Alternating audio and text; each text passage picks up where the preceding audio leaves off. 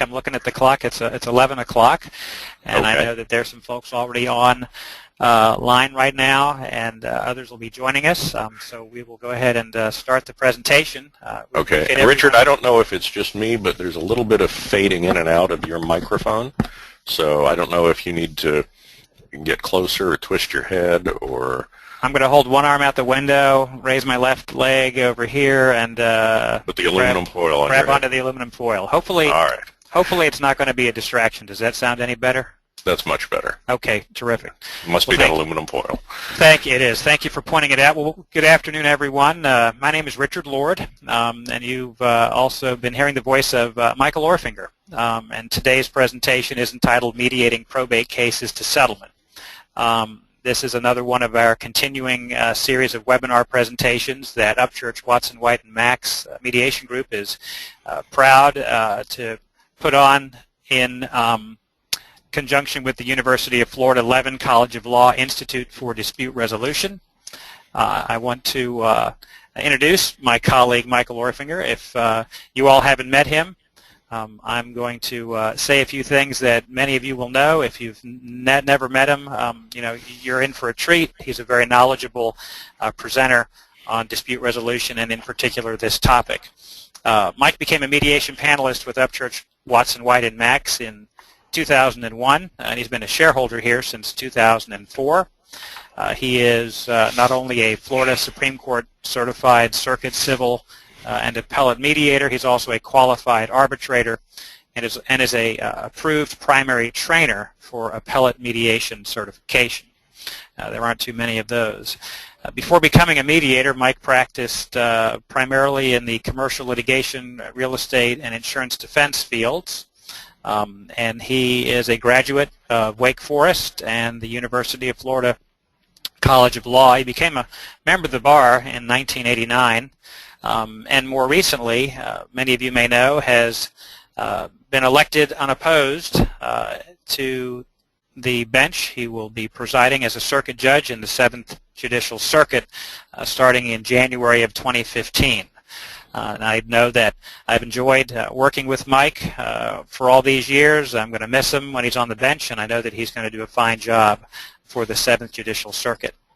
At the end of this presentation, you're going to see a slide that will have the CLE numbers. I can say that we've been approved for 1.5 hours of general CLE credit, and we also will have credit for certification in elder law, marital and family law, and wills, trusts, and estates as well. So, Mike, in just a minute, I'll hand it off to you, but for those who have joined us since I initially made reference to the control panel, you all should see the first slide. You all should see a control panel to the right. If not, that means you have your control panel closed by using that rectangular orange or red arrow pointing to the right side of your screen. If you want to send us a question during the presentation, we will try to answer it during the presentation or perhaps afterwards by email, and you can do that by opening up the control panel, looking down to the lower right-hand portion, typing a message to us, and we'll do our best to answer it. Now, during the registration period, we did ask for folks registering to submit any questions that they would like answered during this webinar. We've received a good number of them, and we've tried to incorporate those in the preparation of the slides, so some of them will be answered as we cover the material, and there may be a few more that we will point out along the way. But thank you all for joining us. Mike, thank you for being here today, and I'll hand it off to you. Okay, well, thank you. And I appreciate those kind words, Richard. I am going to miss being here and working with everybody that I've worked with here over the past 13 years or so when I take the bench in January. One of the things I always tell people when I'm mediating is that as the mediator, I still have to be enough of a lawyer to know the questions to ask, but I don't necessarily have to know the answers. And I guess one big change I'm about to go through is that, well, I have to know the answers again. And so we do have that, I do have that learning curve Fortunately, everybody who appears in front of you will be trying to give you the information you need to help you make those determinations. Yeah, you won't be flying blind. The problem is that people tend to have different views of what the correct answer is. So, but anyway, I'm very much looking forward to that challenge. But I am so much going to miss working as a mediator in general, and specifically with all the people here at Upchurch, Watson, White, and Max. But today, let's talk about something that I have kind of fallen into over the years, which is probate litigation and probate mediation. You know, I've never been a family law mediator. Richard, I don't think you've ever been a family law mediator. I have not. But we all know people who have gone through divorces and whatnot. And, you know, I think with the possible exception of family law litigation, probate is probably the one that is going to be the most fraught with emotion. And a lot of the questions we got in advance of the session from those who registered for the event were geared towards, gee, how do you deal with family conflict? How do you deal with, you know, estranged siblings? How do you deal with family members who haven't necessarily seen one another much and just hate each other? And that's, while we could answer that specific question by question, that's really what the thrust of this, what this program is about. And a lot of what we talk about today is going to be geared to just that discussion. So, but what I want to do is talk in general about why probate is a prime subject for mediation.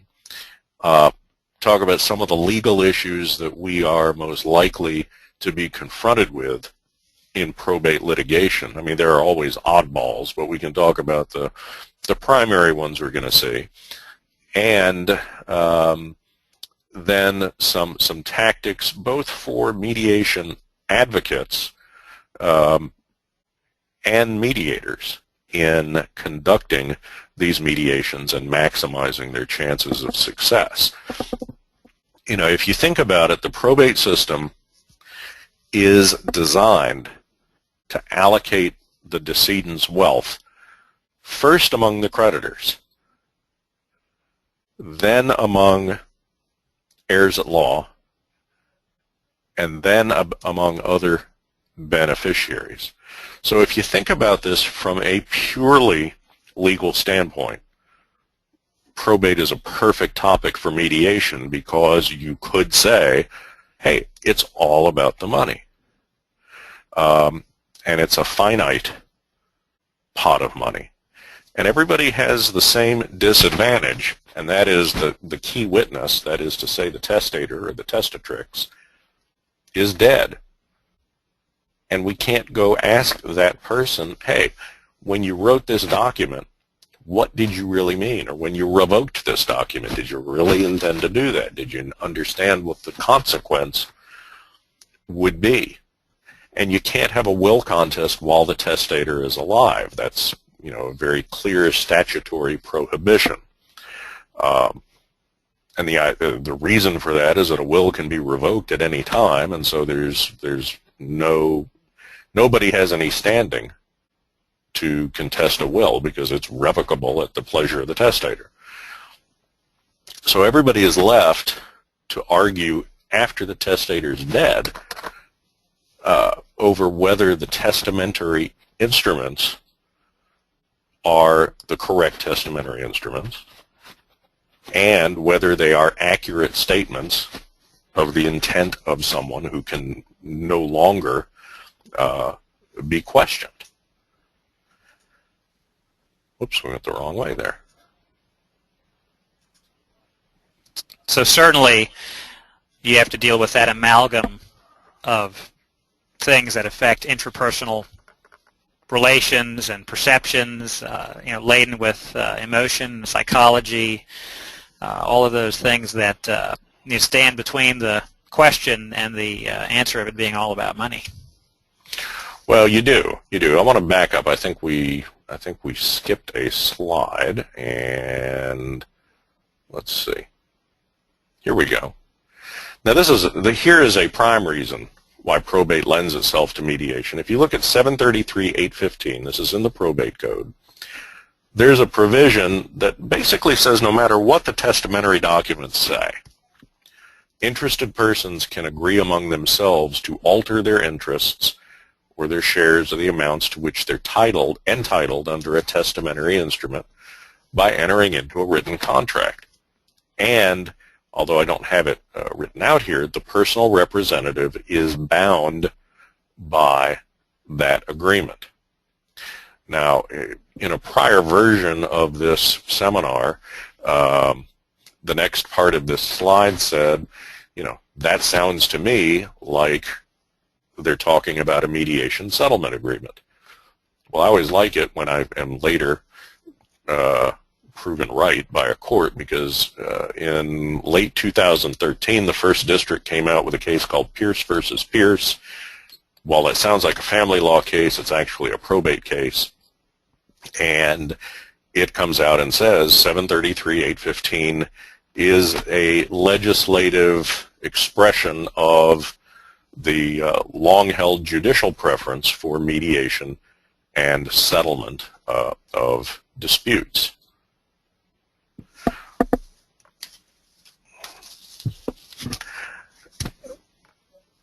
Now Go ahead. Go ahead. Well, we had a question. Maybe it's now the time just to introduce the question. We had a question from one of the participants, or I should say one of the folks who registered, regarding dealing with indebted estates where multiple creditors' interests may have been affected by the outcome of the mediation. Well, as you can see from this slide, which is not intended to address that specific point, but it really does, I think, apply. The probate estate, what I said earlier, it's a finite pot of money. It's finite only in the sense that it isn't going to get bigger.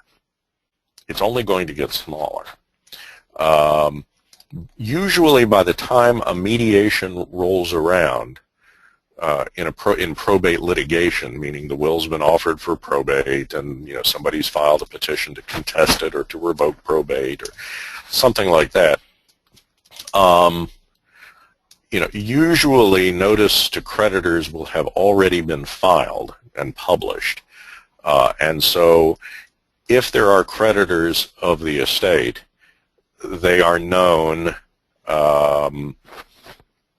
and the personal representative and all the interested parties will know what they are potentially dealing with.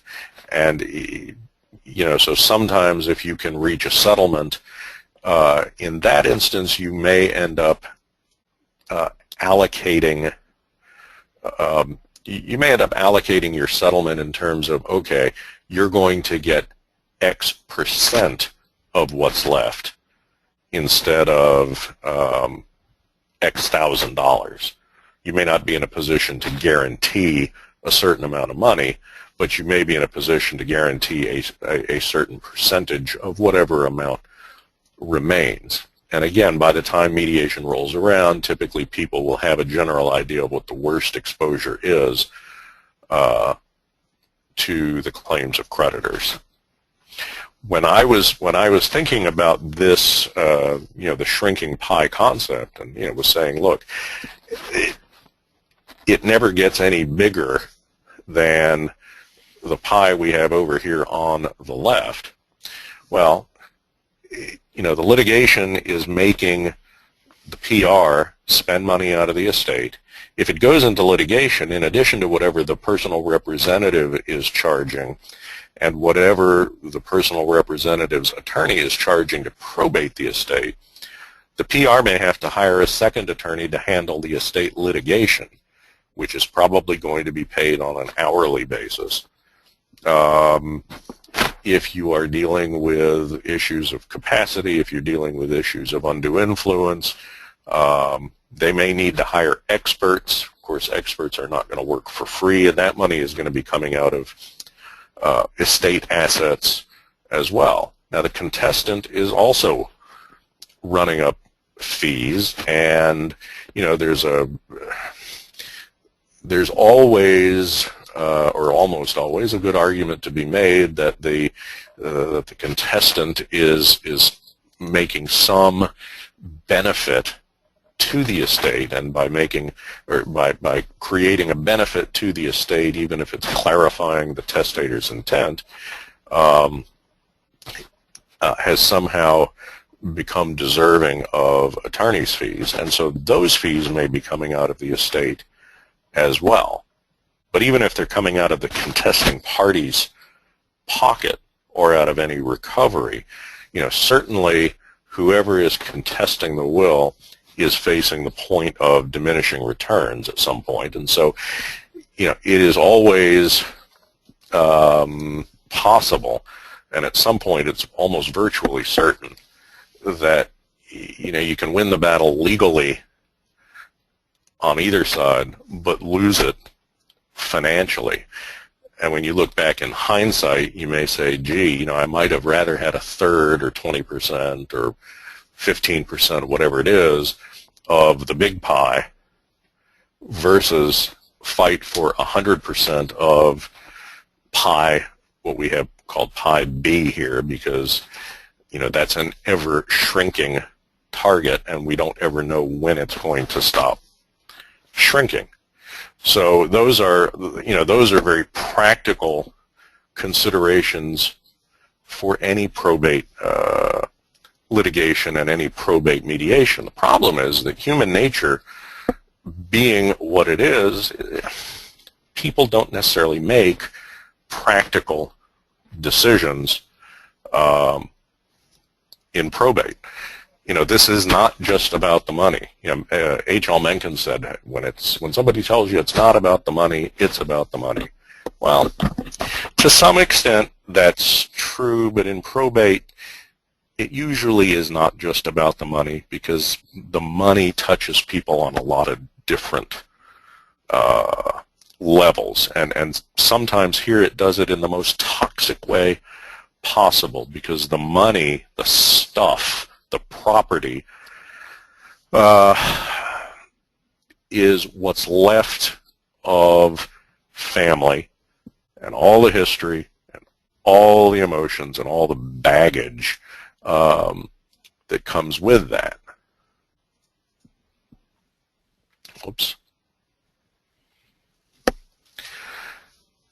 Most probate litigation is going to be intra-family, and it's been my experience that there's a tendency on at least one of the litigants to equate how much mom loved me, how much dad loved me, by how much they were left, whether it's in terms of gross dollars or whether it's the family business or in terms of a percentage of the estate.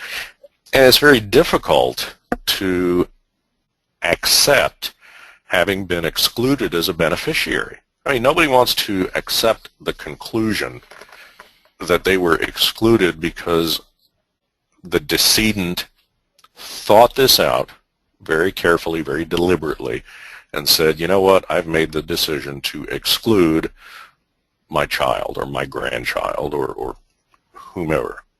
To put it another way, it's a lot easier to blame some external force, whether it's another beneficiary like a sibling or a step-parent, that's a hot button, a neighbor, for something that really might be a shortcoming on the frustrated beneficiary's behalf, or in a shortcoming that he or she had in their relationship with the decedent.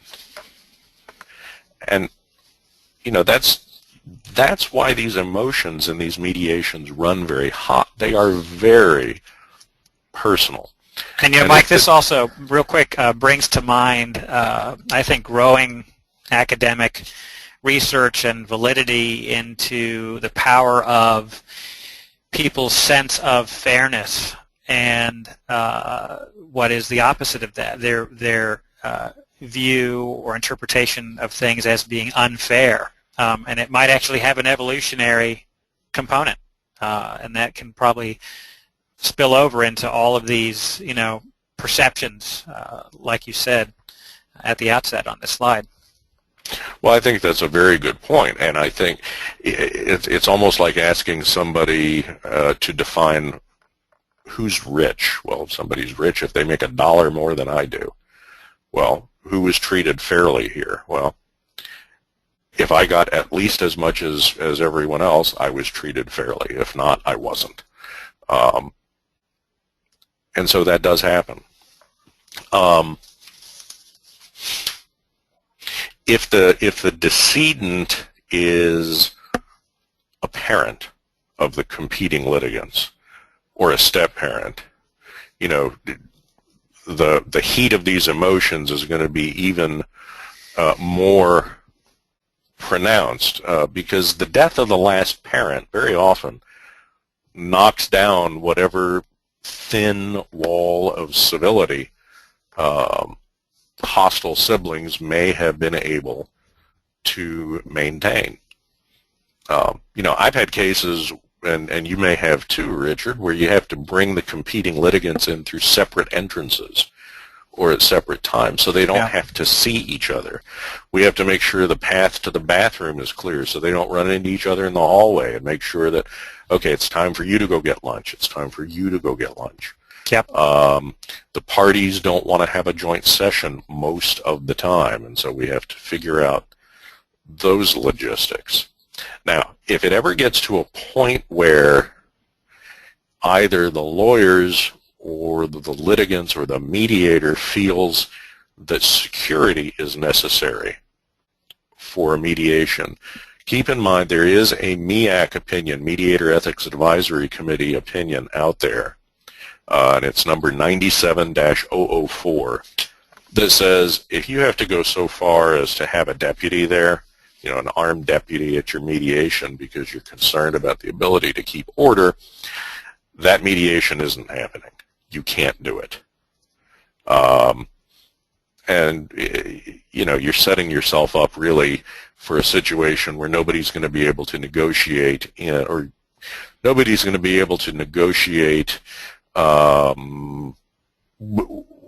exercising free will and self-determination and things like that if they are doing it in an environment of fear. So for you mediators out there, please be advised that opinion exists. And that's opinion 97.004? Yes. Okay. Yes.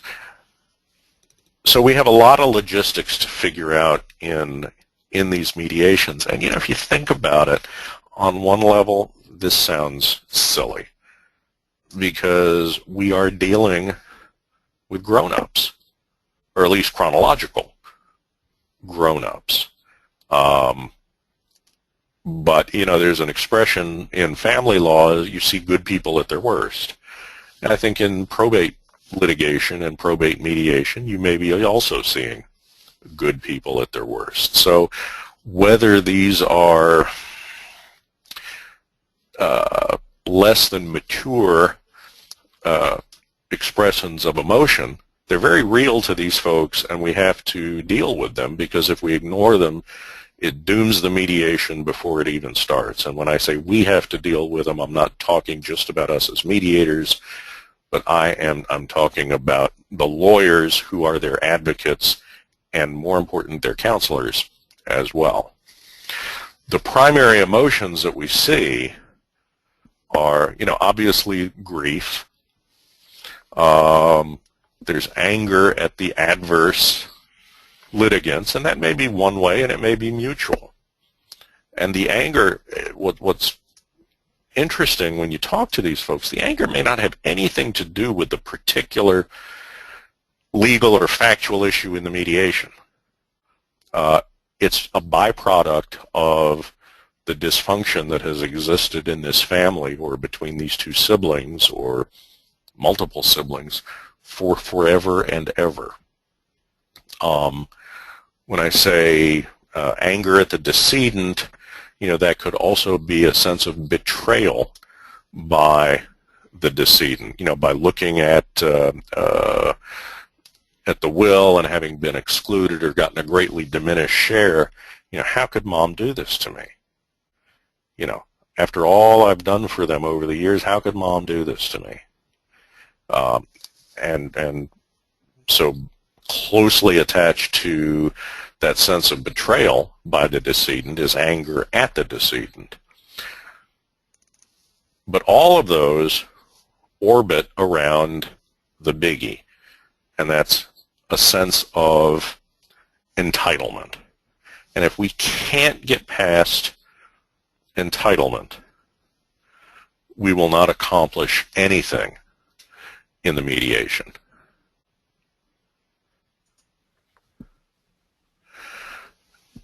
Now, you have to recognize as the lawyers which one of these, which combination of these emotions your client has.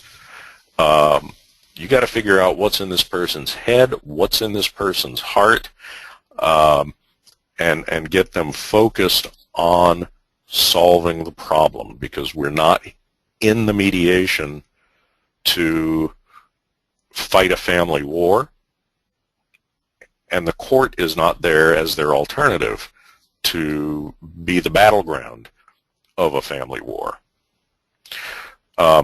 If you're the mediator, you have to remain as uninfected as the client, as the lawyer, and figure out what combination of emotions are at play, because what everybody has to be able to do is keep the client, and this is primarily the lawyer's responsibility, keep the client from developing unrealistic expectations. Very often people will want to tell me, well, this is my bottom line. I'm not going to agree to let them have any more than this. I'm not going to agree to take any less than this. And if I think that's about to come out of their mouths, I tell them to stop. I don't want to hear it. I don't want to know it, because it's not my responsibility to help you get something at or better than your perceived bottom line. And your bottom line's arbitrary. I don't care if you calculated it. I don't care if you pulled it out of the air. It's arbitrary. If I get you within $1 of it, I know you're going to take it. If I get you within $100 of it, you're going to take it. But for me to have that information in my pocket either makes me have to help people go toward help them reach an unrealistic expectation, or feel like, as the mediator, I'm perhaps selling them down the river and taking sides with the other party when I don't. So I just tell them I don't want to know. Yeah, I agree. I tend to try to wave people off from telling me their bottom line. If the bottom line is important to them, so be it. If they insist on telling me, I make sure they understand, the ramifications, and then we keep going. But my predisposition is to not want to know the bottom line. No, I agree with you. Now, it doesn't matter really to me how much time has passed after the death of the decedent that the mediation takes place to recognize and acknowledge that grief is still one of the very strong emotions at work. I assume that most, if not all, of you listening to this have lost a loved one before, and you know how powerful an emotion grief can be. It affects people in different ways, but it's going to suck out your physical strength, it's going to suck out your mental strength, and you don't go from being grief-stricken to okay just like that.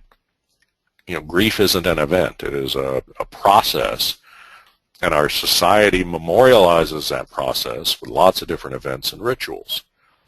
Now, there are some very well accepted phases of grief that were identified by I believe she was a Swiss psychiatrist named Elizabeth Kubler-Ross back in 1969. And, the general phases are denial, anger, bargaining, depression, and finally acceptance. And not necessarily in that order, although that is the order in which she wrote of them. And in a lot of cases, the process of grieving has been thwarted for one or more of the litigants by perhaps one of the other litigants or other family members. Think of all those, like I said, there are rituals that we attach to the grieving process. People will visit you visit the decedent during last illness. And very often I hear, well, I was kept from the funeral.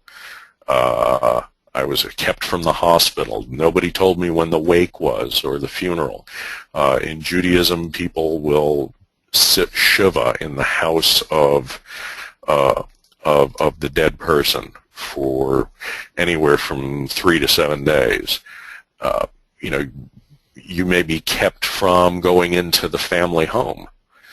There may be some photographs, costume jewelry, real jewelry, things that should, in the ideal situation, be able to be divided between people. Keep these pictures of your parents, or go copy them, or this was mom's favorite brooch, and I know you've always liked it, why don't you keep it? Well, none of that stuff happens in many of these cases that end up in litigation. And so although it's kind of maudlin, a settlement is often going to be necessary to allow people to complete the grieving process and let them get on with their lives. Now again, I said entitlement was the 800-pound gorilla in the room, and that slide showed you that's the emotion or the feeling around which every other feeling revolves. And the unexpressed statement is that, well, there was a parental relation or a filial relation, among siblings. Therefore, I, the litigant, am entitled to a particular portion of the estate, or even all the estate. Well, I still have my law school casebook from Estates and Trusts. And Richard, I know you went to the University of Florida, as I did, and you probably have the same book. It's called Gratuitous Transfers. Yes. And that says it all. Whether you're talking about, now, other than homestead or elective share, things like that, or intestate succession.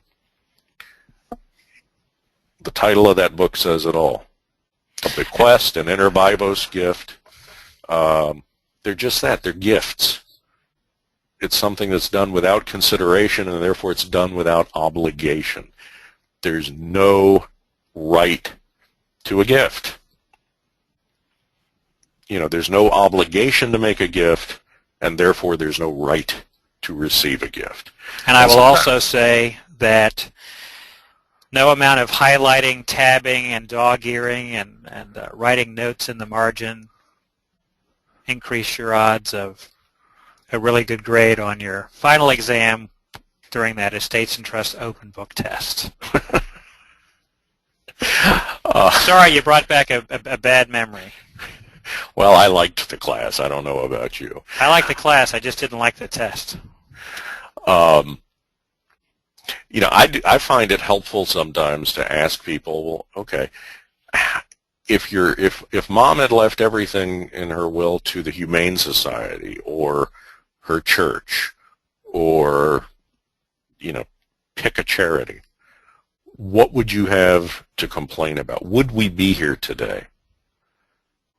Almost always the answer is no, we wouldn't be here today. And from that, I mean, I draw a couple of conclusions. And the first is that deep down, people know, at least on an intellectual level, that now they don't have a right to a gift. And that oftentimes the will contestant is not so much upset by the fact that he didn't inherit, but he's very upset by the fact that the other person did inherit. And so it's like a variant on the old Tommy Smothers tagline. You know, he said, "Mom always liked you best." And so it's not so much that I didn't get it, but it's that you did.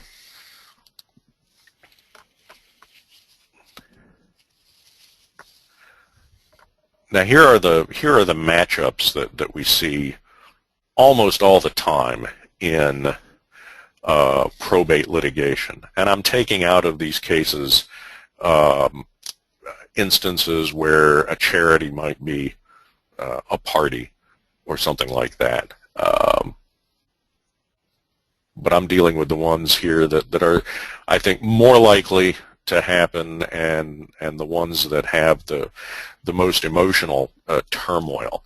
You can have siblings against siblings.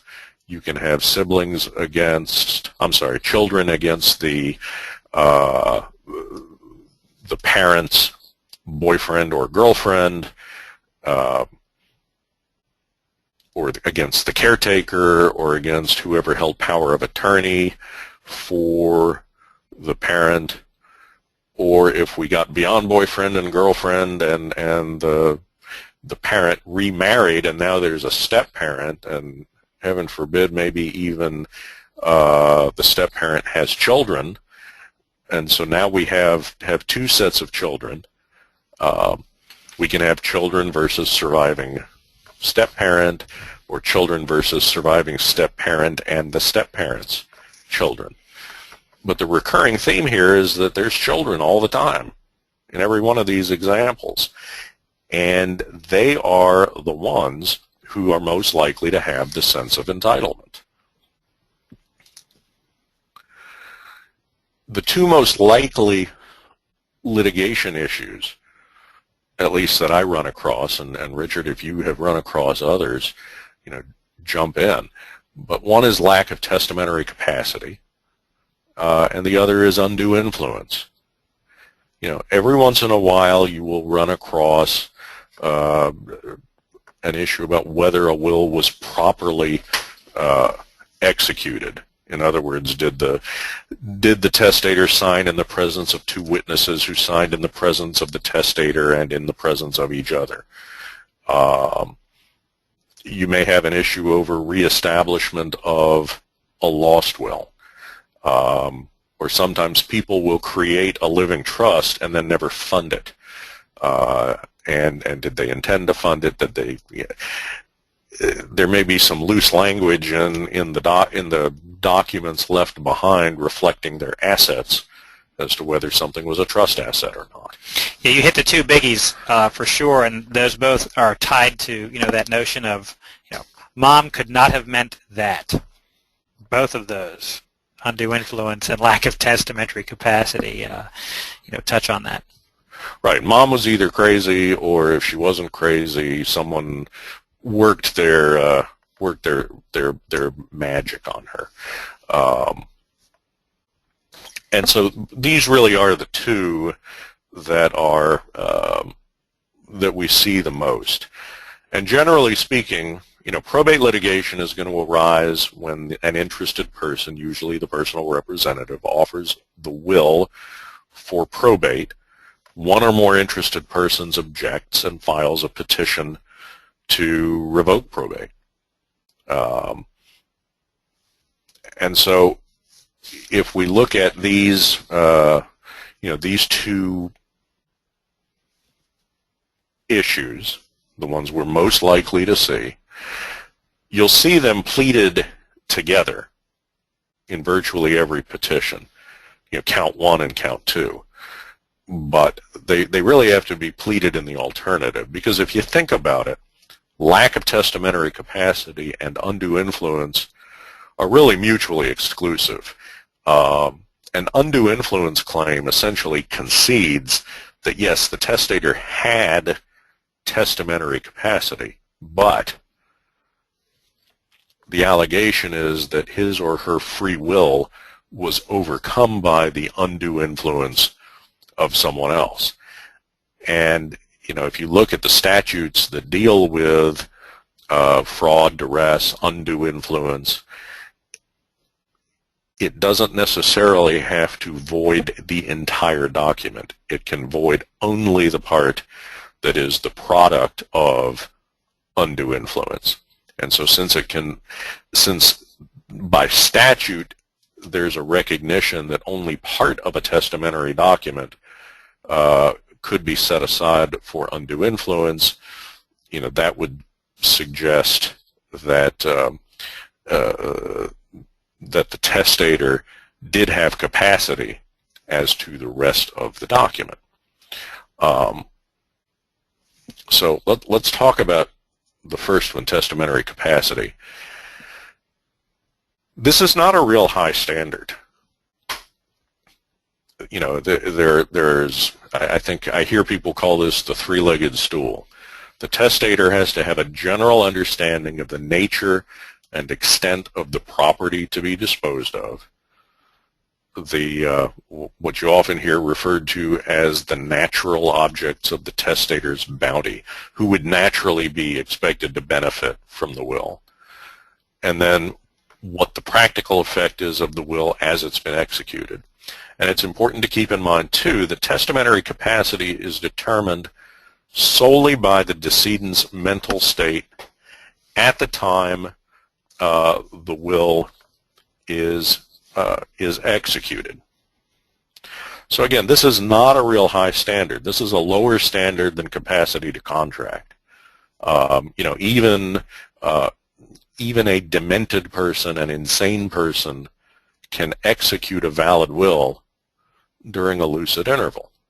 There's a very strong presumption of testamentary capacity under Florida law. So if your will contestant, if your client is basing the will contest on a lack of capacity, keep in mind that that client is going to have the burden of proving a negative.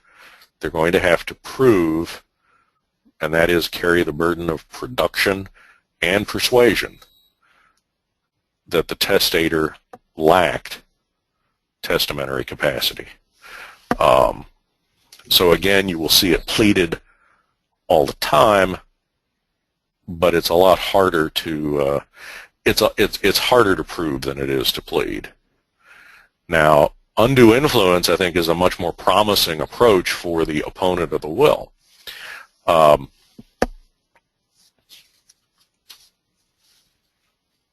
You know, if you think about this, proving lack of capacity, again, requires proving a negative to overcome a very strong presumption. Proving undue influence, on the other hand, requires making a prima facie case sufficient to raise a presumption. And when it comes to lack of capacity, you're dealing with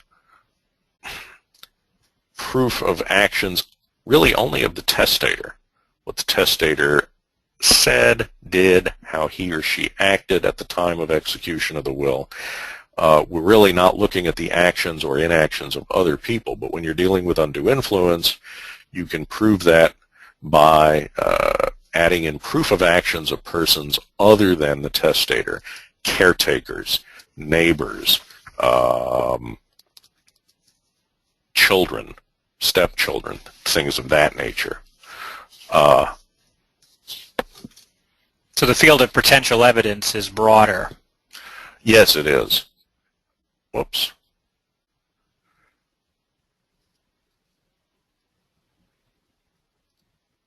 All right, let's get to our correct slide. Here we go. So as I said before, undue influence effectively concedes the existence of capacity, but there's a claim that the will is going to be the product of undue influence, the elements being active procurement of the will by a substantial beneficiary who occupied a fiduciary or confidential relation with the testator. Now, in trying to come up with what a fiduciary or confidential relation is, well, it's a very broad definition in Florida. We go all the way back to a 1927 case, which is the one you hear cited the most often, called Quinn versus Phipps. If you want the site, it's at 113 Southern, 419. And they say the origin of the confidence is immaterial. The rule embraces technical fiduciary relations and those informal relations which exist whenever one man trusts in and relies upon another. It doesn't have to be a legal relationship. It may be moral, social, domestic, or purely personal. Now, this is a very sarcastic website, but it also has a lot of very good information on it. And it's, if you can't read it, I couldn't change the color of the font here, but it looks clear. www.steelandestate.com, and it talks about ways in which you can, in which one can create a fiduciary or confidential relation, and ways in which you can begin to unduly influence those with whom you have that confidential relation. And again, it's written as a how-to guide, but it's written by victims of frustrated beneficiaries, really, of undue influence by caretakers, by step-parents, things like that. And I have to credit a friend of mine, Don Hawkins. He's a very well-respected probate litigator here in Daytona Beach, and he's the one that told me about this website. And again, it's very sarcastic. Don't take it as a serious how-to guide, but it does show how people create the relationships and then actively procure both inter vivos and testamentary gifts for themselves and for their families. For those of you who practice in the estates and trusts area, you know that the indicia of active procurement that will create a presumption of undue influence are found in the Carpenter case from 1971. And there are some very well recognized factors from that case. I didn't list them all out here, but the big ones are being present, the beneficiary being present at the execution of the will, being present when the testator expressed a desire to make a will, recommending the attorney, knowing what's in the will prior to its execution, securing the witnesses, or safekeeping, or the beneficiary keeping the will in safekeeping after it's signed. Now, I said before, this is a more promising avenue for attacking the will, because a presumption of undue influence, if it does arise, is a presumption that shifts the burden of proof. And that is by statute, Florida Statute 733-107, and the Hack case from the 5th District. Now, we all know that there are two kinds of presumptions. We have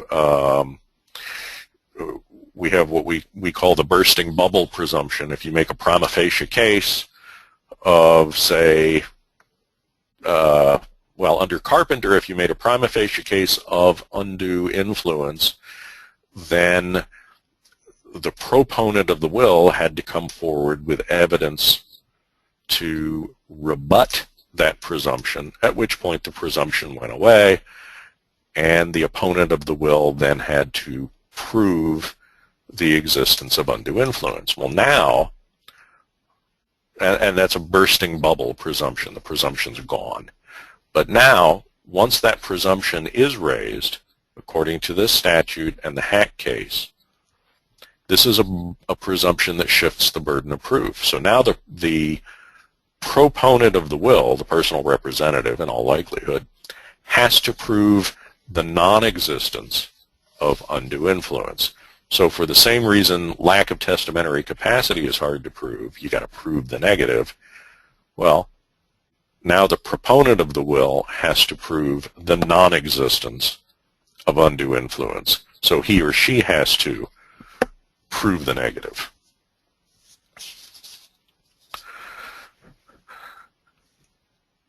And once that presumption is raised, there's case law that says, well, you can't determine that case anymore by summary judgment, so you are on your way to a bench trial.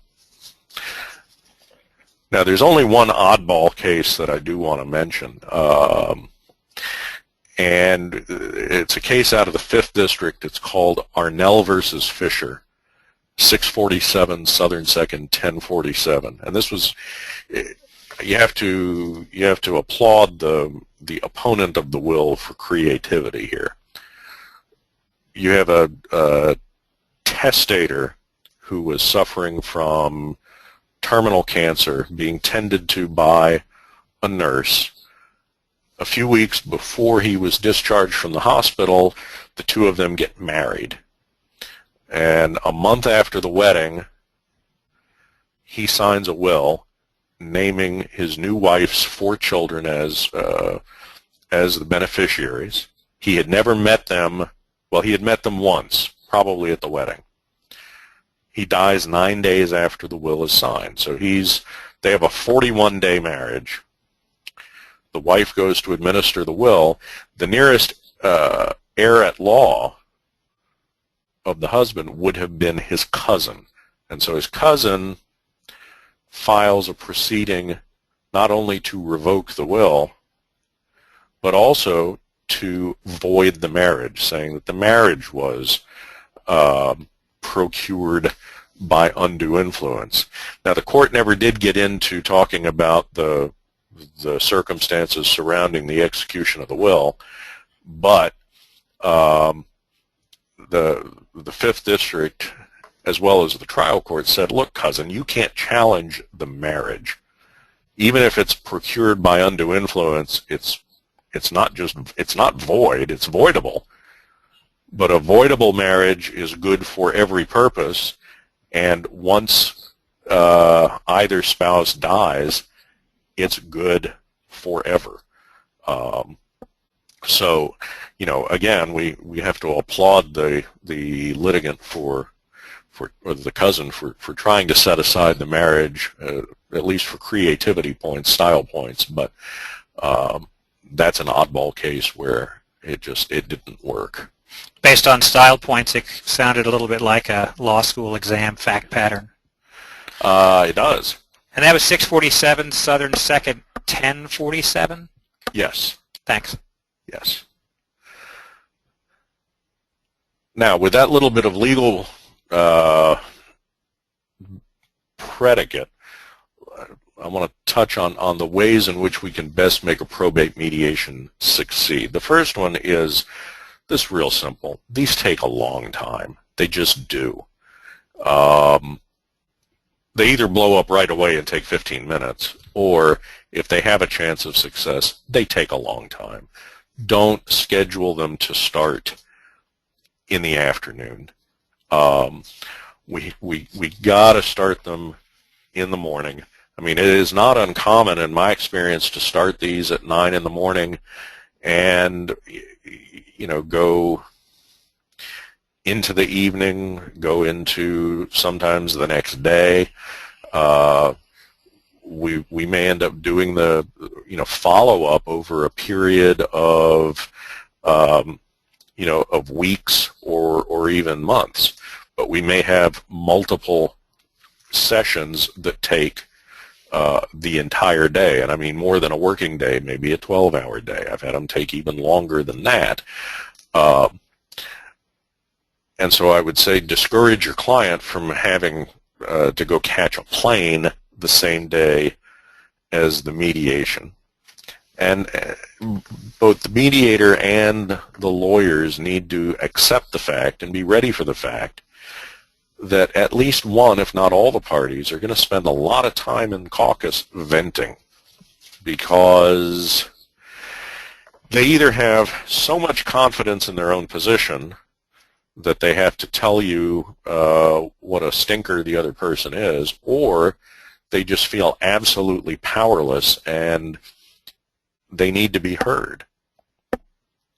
Now,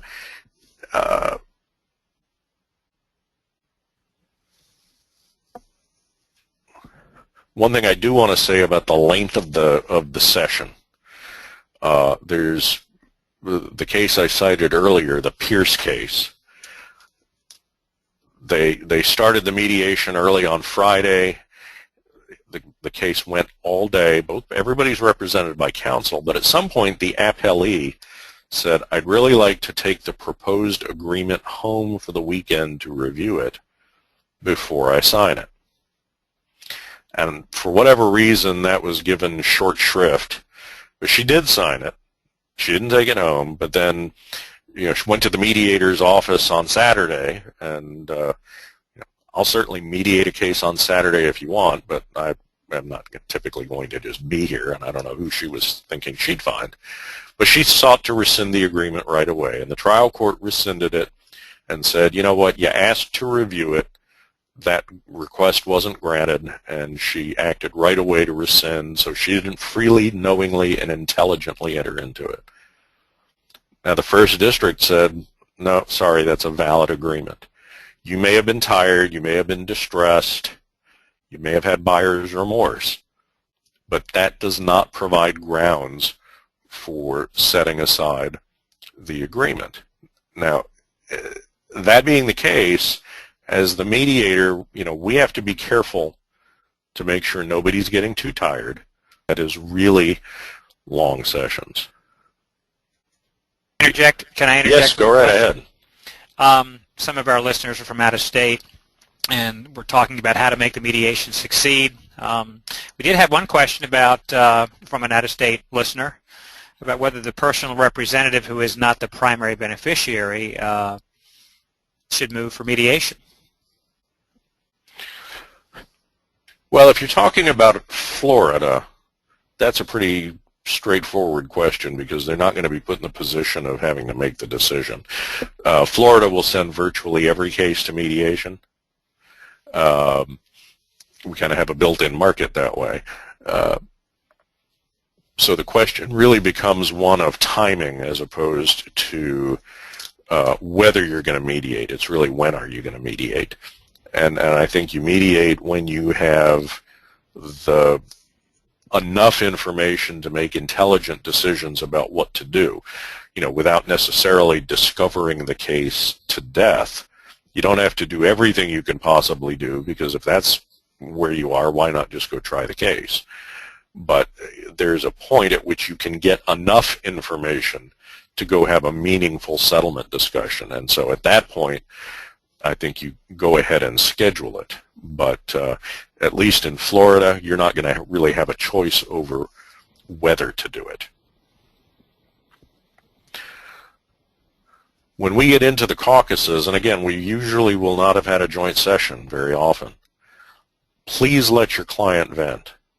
If we do have a joint session, don't let them do it in the joint session. That's going to shut things down.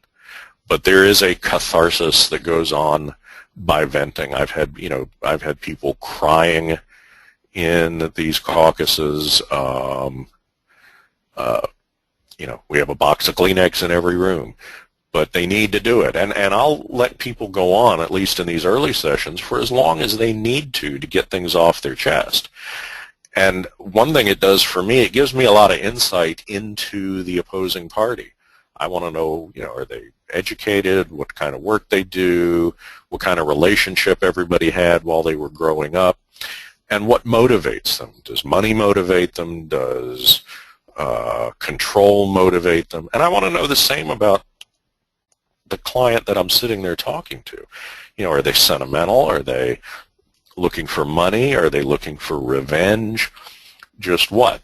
And that allows me to categorize these clients. And I think of them in three categories, 1, 2, and 3. Category 1 people are the ones who want to settle.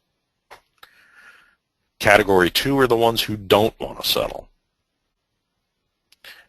And then category 3 are the ones who affirmatively want not to settle.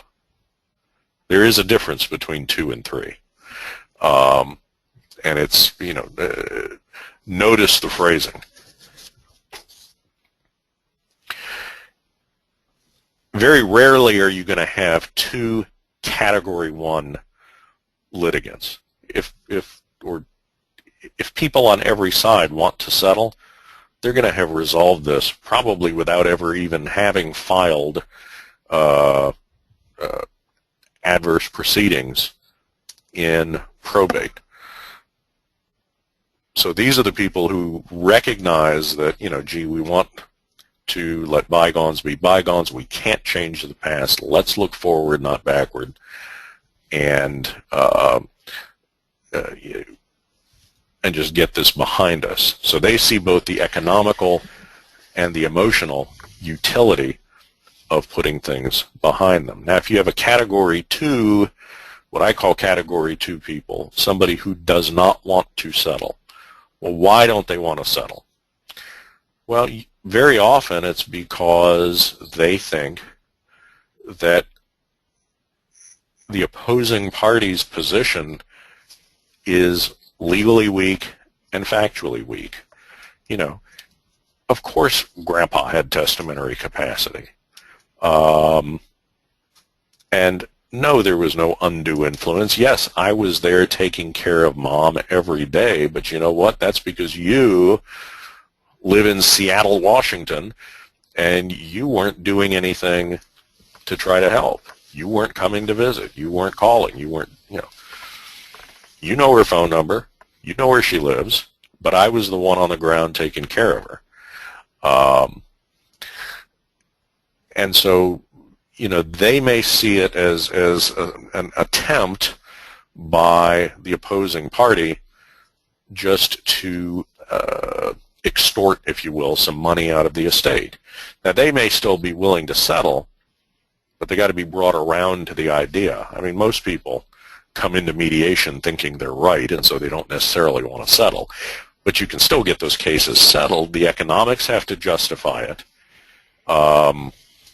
And they have to be able to walk away, I think, with some perception of a win. We'll very often say in mediation, well, we're looking for a win-win, but we all know that people leave kind of disgruntled, feeling like they might have left something on the table. But in this instance, yeah, I think these people do need to be allowed to feel like they won something. And most of the time, you're going to have at least one Category 2 litigant in these cases. And from the mediator's standpoint, that's fine. We settle cases with people who don't want to settle all the time. And as lawyers, you advise people about the utility of settling financially and financially, emotionally, whatever. And, you get people past their initial reluctance all the time. So those cases can settle. It's the people in Category 3 that really present the problem, because litigation is supposed to come to an end. Problems are supposed to get solved. These people don't want litigation to come to an end or the problem to get solved, because solving the problem creates a new problem for them. And that the problem being now they're deprived of the ability to make the other side miserable. So there is an intangible benefit these people get from continuing to litigate. And there's a word for it. I think I'm pronouncing it correctly, Schadenfreude. And it's defined as the pleasure derived from the trouble of others. That's why we stop and gawk at a car accident. But think about it, if I'm not getting it, you're not getting it, which could roughly be translated as the lawyers will get it. I'd rather pay my lawyer. And Mike, on the theme of bringing things to an end, we have about 8 minutes left. Okay, that's fine. We'll get through that. Just wanted to let you know. Well, and I would challenge all of you as advocates and counselors to think about how you handle your clients who are motivated by, you don't have to call it Schadenfreude, call it spite.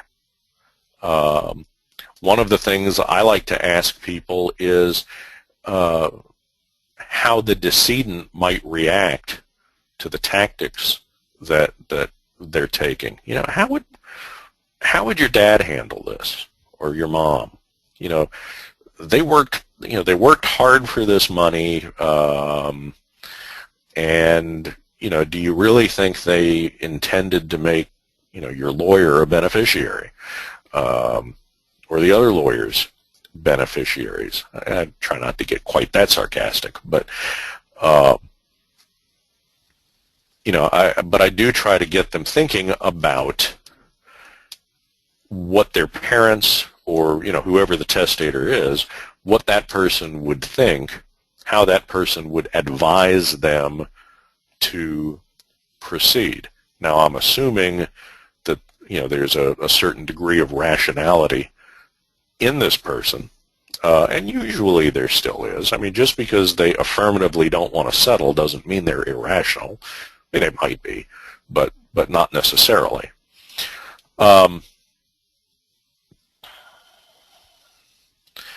I do think we have to keep reinforcing to the clients the fact that pie is shrinking. Now, if it's a Category 3 client who affirmatively does not want to settle, well, that might be throwing gas on the fire. That might be exactly what they want to know. For a Category 2 person who needs to be brought around to the idea of settling, talking about the size of that pie today versus a percentage of an unknown sized pie tomorrow might be powerful. As far as somebody who affirmatively doesn't want to settle, well, there are still a few things we can talk about. At some point, maybe that person can be made to recognize, hey, your opponent has suffered enough. Now you got to find a nice way of saying, now you're just kind of pulling wings off flies. It's time to declare victory and go home. Be a good time for the lawyer to tell the client how big a trial retainer he's going to need to pony up, if there's not a settlement. And if that litigant is a fiduciary, okay, you may affirmatively not want to settle, but if you're a fiduciary, if you're the personal representative or something like that, there's always the specter of a surcharge. Or if you're taking far too unreasonable a position, there may be the potential of attorney's fees under 57105. And if that becomes a possibility, you may very well be losing your lawyer as well, and that's a point that isn't going to be lost on the judge.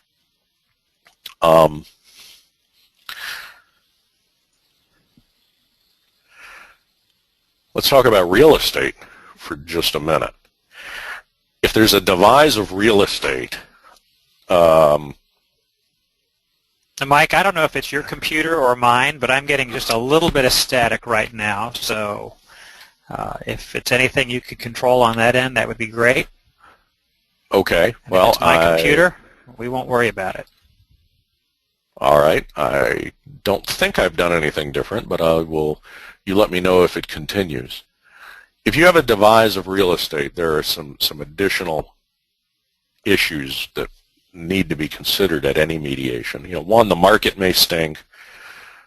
The value of property is going to be uncertain. It's going to be prone to fluctuation. If it has descended as homestead so that somebody has a life estate and the adverse litigants are vested remaindermen, then you really have some valuation issues. Even if you're tenants in common, you're either going to be facing a partition action at some point, but as tenants in common or life tenant remaindermen, there are carrying costs that are going to have to be allocated one way or the other, and then there's always the question of whether anybody can afford to buy anybody out. But if there is money to do it, there are some better ways short of a partition to dispose of real estate. Now one thing you can do, you can always list it with an agreed upon broker and just keep reducing the price every 6 months or 3 months until it sells. But there are a couple of other things you can do, and let's just assume here we have two parties, and let's assume that they are willing and able to either buy or sell the other's interest. So we can have the old I cut, you choose, like two kids fighting over the last piece of cake. One party picks a price at which he's willing either to be a buyer or a seller, and the other party decides whether to be a buyer or a seller at that predetermined price. Now, if you do it that way, that's called Russian roulette, because one person picks the price, offers to buy or sell, the other person can elect to buy or not buy, but by refusing, he has to offer his interest to the other person at that same price, who has to accept. Now, you can also do this in multiple rounds until you agree on a number. The advantage to the process, no matter how you do it, it inherently requires that the party who submits the price to be fair, because otherwise, by cutting, you're going to lose. You want to cut as close to the middle as you can, just like you would with a piece of cake. And then there's another tactic called the single bid reverse Dutch auction, and this has its genesis in the poppy auctions that took place in Holland several hundred years ago. And in this process, each party submits one sealed bid to the mediator, and that is the price at which she is willing to either buy out the other party's interest or sell her own. So each one submits a sealed bid to the mediator. The mediator opens each envelope, and the high bidder is the winner. The high bidder gets to purchase at the price set by the low bidder. Now, the advantage of this, and this is really good in a soft real estate market, it encourages high bidding, and therefore that's going to maximize the value of the property. And you don't want to risk bidding too low, because then not only would you not get to would you not be the winner, but you would have to sell at an artificially low price. And so it encourages everyone to be at a minimum fair, at a maximum overly generous. Mike, can I interject real quick? Yes. I know everybody who has joined us has set aside a certain amount of time, and we'd like to continue discussing this. But before we do, could you switch to the slide real quickly where listeners can see the CLE numbers, so those who have to break away at 12:15 can do that, and then we can come back and finish up from slide 28. Well, we actually are finished, because we can see we are at the conclusion side. Keep reminding your client about the benefits of settlement. Remember, you can offer photos and keepsakes, and that'll get you a lot of bang for your buck. And above all, be patient, and that applies to client, lawyer, and mediator. And that brings us to the end. I'm going to back up to this slide in just a minute for those who can stay for just a moment. But here is the course number you've been coveting. This is good for 1.5 hours of CLE and an hour of certification in elder, marital and family, or wills, trusts, and estates. And that does bring us to the end of our webinar. I'm going to back up one slide for just one moment. I did write an article recently about successful mediation in probate. If you go to this website, bit.ly/probate, and I think there's an underscore Orfinger, it will take you to an article published in a newsletter called Alternatives to the High Cost of Litigation, and it's called Mediating Probate Cases to Settlement. So with that, that brings us to the end. Whoops. And I do thank everybody for attending. If there are questions that you want to submit afterwards, please email them to Richard. Please email them to me, and we'll try to answer them offline. But other than that, I think we are finished. And I do thank all of you for attending today. And Richard, thank you so much for moderating and well, Mike, thank you very much. Joining me. It was fun. Again, this is Richard. Yep.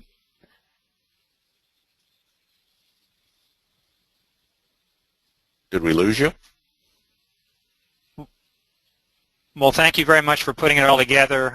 It was very insightful and helpful, I know, to the night. Hopefully, that might be a problem on my end. Again, thank you, Mike. Thank you to all of you who joined us.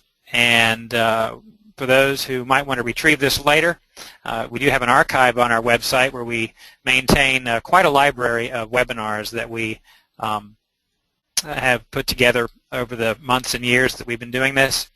We invite all of you to visit our website and look at that library and keep your eyes out for future webinar topics that we will be able to share with you. Again, Mike, thank you very much, and this concludes this webinar. All right, thank you, and thanks, Richard.